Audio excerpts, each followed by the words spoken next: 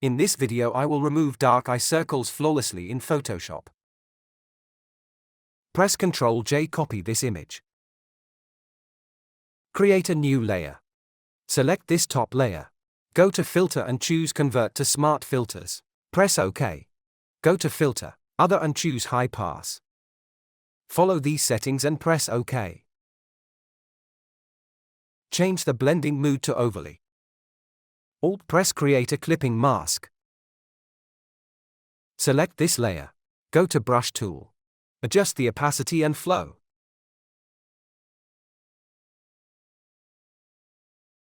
Alt-press choose this color. Now we will move the brush over the dark circle.